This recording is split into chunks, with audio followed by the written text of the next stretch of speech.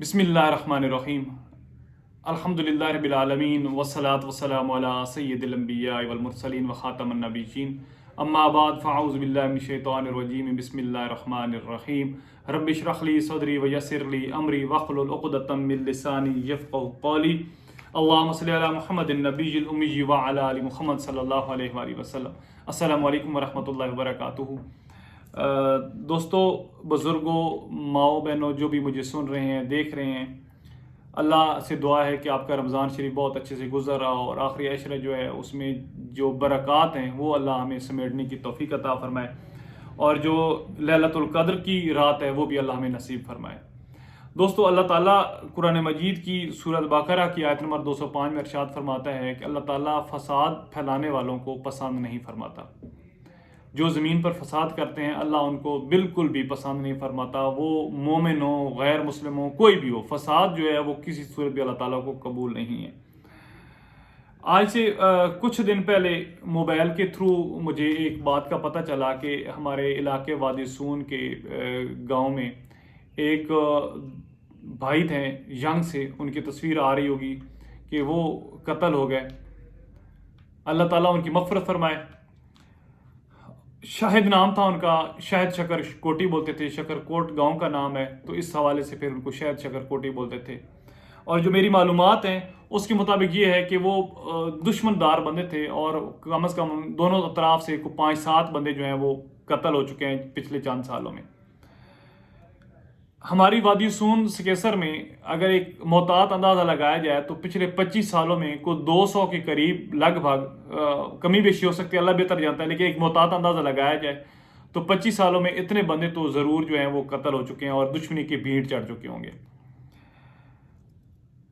असल में तो होना ये चाहिए कि ये जो आवाज़ मैं उठा रहा हूँ, ये बाकी भी दोस्त ज़हरी बातें उठा रहे हैं, मसाजिद का बहुत बड़ा किरदार है ऐसे मामलात में, क्योंकि मसाजिद जो हैं वो हमारे माशरे को बनाने में बहुत बड़ा उनका माशरती किरदार होना चाहिए और था।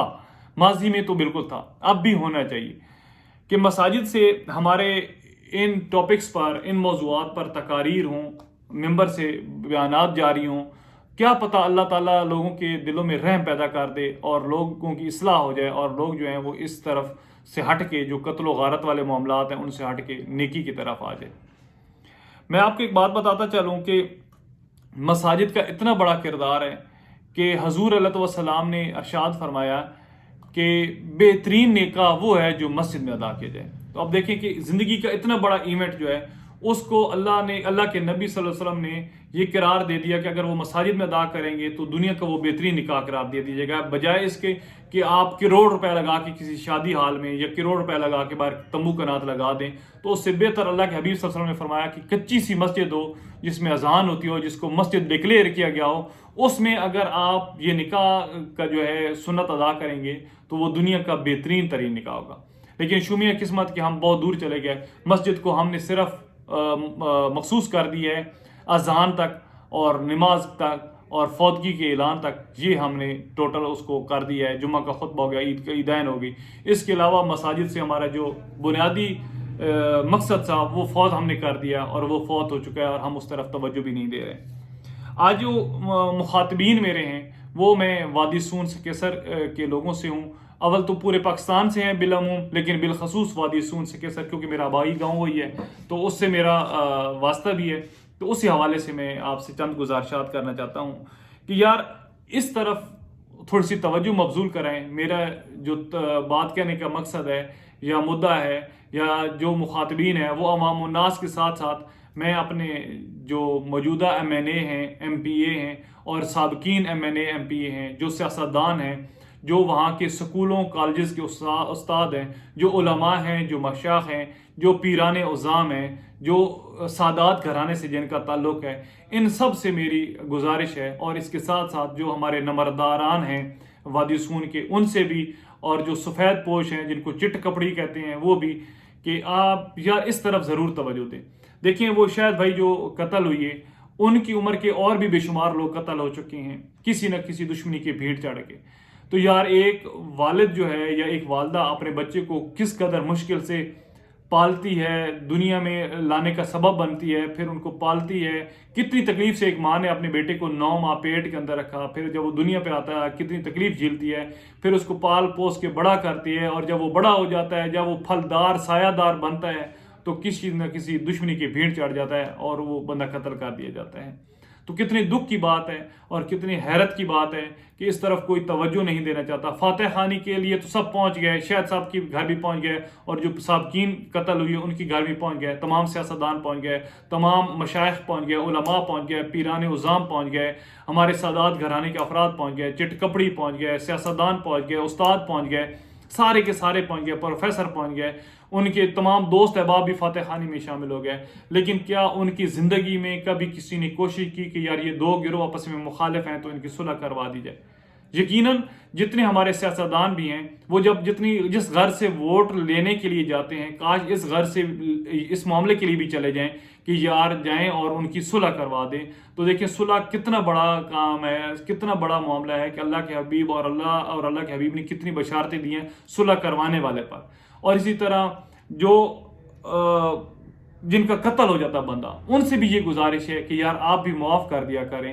کوئی بات نہیں، اگر غلطی ہو گئی ہے، ظاہری بات ہے، وہ پنجابی کی مثال ہے نا، جس تن لگے اسائی پتہ ہونا کہ بھا وکنی پئی. اس میں کوئی شک نہیں ہے کہ جس کا بندہ جوان قتل ہو جائے صرف اسی کو پتہ ہوتا ہے کہ یار وہ کتنا دردناک معاملہ ہوتا ہے. لیکن یار یہ بھی ہمیں سوچنا چاہیے کہ ہم جس نبی صلی اللہ علیہ وسلم کی امت ہیں، انہوں نے اپنے پیارے چاچا حضرت حمزہ رضی اللہ تعالیٰ عنہ کے قاتلوں کو معاف فرما دیا تھا. تو ہمیں بھی ان کی پیروی کرنی چاہیے، کیونکہ جو نسل آج ایک بندہ قتل کرتا ہے بندہ تو کل دوسرا ہو جاتا ہے دوسری طرف سے، اور پھر یہ چلتے چلتے چلتے کہاں تک سلسلہ رکتا ہی نہیں ہے، صدیاں گزر جاتی ہیں، نسلیں قربان ہو جاتی ہیں. جبکہ یہ غصے کی صرف حالت ہے، جبکہ غصہ جو ہے وہ تو ویسے بھی حرام ہے، اور غصہ ایک نیچرل سی چیز ہے، آ جاتا ہے انسان کو، لیکن اس وقت تک وہ نیچرل ہے جب تک وہ آپ کے قابو میں رہے. جب وہ قابو سے باہر ہو جائے تو پھر وہ جو ہے وہ آپ کے لیے درد سرد بن جاتا ہے، آپ کے لیے مصیبت بن جاتا ہے، آپ کی پشتیں جو ہیں وہ اس غصے کی بھیڑ چڑھ جاتی ہیں. جو غیرت ہے وہ جب ہم کبھی اتفاق ہو نا جیلوں میں جانے کا، کسی کی ملاقات یا کوئی کسی کا رشتہ دار ملازم ہو، تو وہاں پر جب حالات دیکھتے ہیں تو پھر ہمیں ایک افسوس بھی لگتا ہے کہ وہ یار ہماری غیرت کدھر گئی، کہ جس غیرت کی وجہ سے ہم نے ایک بندہ مار دیا تھا. تو اب آج ہماری مائیں بہنیں لائنوں میں لگ کر تو کتنی مشکل سے وہ ملاقات کے لیے آ رہی ہیں، اور وہاں پر ان کو کتنی تکالیف کا سامنا کرنا پڑتا ہے.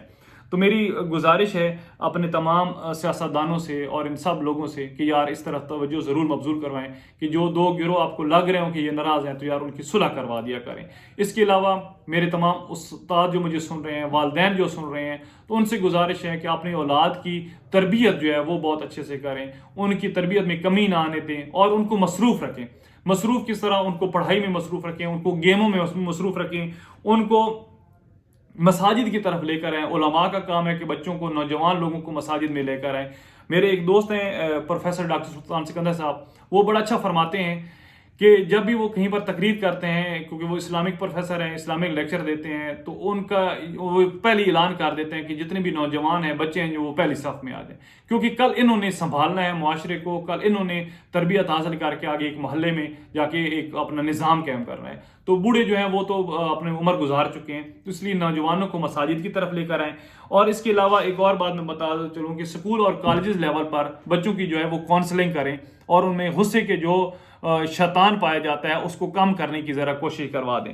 اس کے ساتھ ساتھ نوجوانوں کو آن لائن ارننگ کی طرف لے کر آئیں. نوجوانوں کے لیے آن لائن ارننگ جو ہے وہ نشارہ وادی سون کی سطح پر کوئی سینٹر بنا دیا جائے جس پر بہت بڑا کام ہو اور لوگوں کو آن لائن ارننگ کی طرف لے کر آیا جائے. آپ دیکھ رہے ہوں گے کہ یوٹیوب پر کتنے ایسے لوگ ہیں جو بے شمار پیسہ کما رہے ہیں آن لائن ارننگ کے. تو اگر ہمارا نوجوان بھی اس طرف آ جائے تو میں گارنٹی سے کہتا ہوں کہ نوجوان کو پھر فرصت ہی نہیں ملے گی. جب ڈالر آئیں گے نا جی، تو نوجوان کو فرصت نہیں ملے گی کہ وہ بدماشی کی طرف آئے، وہ کسی کے اوپر ڈاکہ ڈالے، کسی کی حق تلفی کرے، برے کام کی طرف آئے، اڈے پر آئے، ہوٹلوں پر آئے. وہ اپنے گھر میں بیٹھ کر اپنے یوٹیوب پر ہی کام کرے گا اور بہت زیادہ ارننگ کر سکے گا. اس کے لیے میری جہاں پر خدمات حاصل ہوں گی، میرے یوٹیوب چینل ہے ظہیر امان انفو، اس پر آپ جا کر وہاں سے آن لائن جو فری کورس ہیں وہ آپ کر سکتے ہیں، تاکہ آپ کو پتہ چلے کہ آن لائن ارننگ جو ہے وہ کیسے کی جا سکتی ہے۔ تو یہی بس چند گزارشات تھیں آپ سے۔ اللہ تعالیٰ شاہد صاحب کو جنت الفردوس میں اعلیٰ مقام عطا فرمائے، ان کے گھر والوں کو صبر عطا فرمائے، اور جو دوسری طرف کے افراد ہیں اور باقی جو بھی اس طرح کے معاملات ہیں، اللہ سب کی اصلاح فرمائے۔ لیکن میں پھر بتا رہا ہوں کہ مساجد ایک ہفتہ گزر گیا ہے، تو کیا کسی مسجد میں، وادی سون کی کسی مسجد میں بھی اس کے حوالے سے آواز اٹھائی گئی ہے؟ نہیں اٹھائی ہوگی۔ اس کی وجہ یہ ہے کہ علماء کا بھی کسی اور طرف چلے ہوئی ہیں، اور جو مقامی لوگ ہیں وہ بھی اس طرح کی تقاریر کو سننا پسند نہیں فرماتے کہ یار کسی طرف کسی مسجد سے معاشرے کی بہتری کی آواز نکلے۔ ہاں، نعرہ بازی، ہلڑ بازی، اس طرح کی کوئی تقریر ہو تو پھر سارے واہ واہ بھی کریں گے اور سنیں گی بھی صحیح، لیکن جہاں پر کوئی بنیادی معاملے پر بحث چھڑی ہوئی ہو اور اس پر کوئی تقریر کر دے کوئی عالم دین، تو اس پر بھی کوئی توجہ نہیں دیتا، کیونکہ میں بھی اسی طبقے سے ہوں اور مجھے پتہ ہے کہ ہمارے علماء دین کتنے پسے ہوئے طبقے ہیں، ان کی ویلیو کیا ہے اور ان کو ہم معاشرے میں مقام کیا دیتے ہیں۔ اللہ تعالیٰ آپ سب کا حامی و ناصر ہو۔ یار یہ چھوٹا سا پیغام تھا، میری خواہش تھی کہ آپ تک میں پہنچاؤں، اپنے مقامی سیاستدان، اپنے سفید پوش، اپنے اساتذہ، اپنے محلے داروں سے سب سے گزارش ہے کہ یار جہاں پر آپ کو لگے کہ دو لوگ آپس میں تقسیم ہو رہے ہیں تو ان کو جوڑ دو، کیونکہ اللہ تعالیٰ جوڑنے والوں کو بہت پسند فرماتا ہے۔ جزاکم اللہ خیرا، واخر دعوانا ان الحمد للہ رب العالمین۔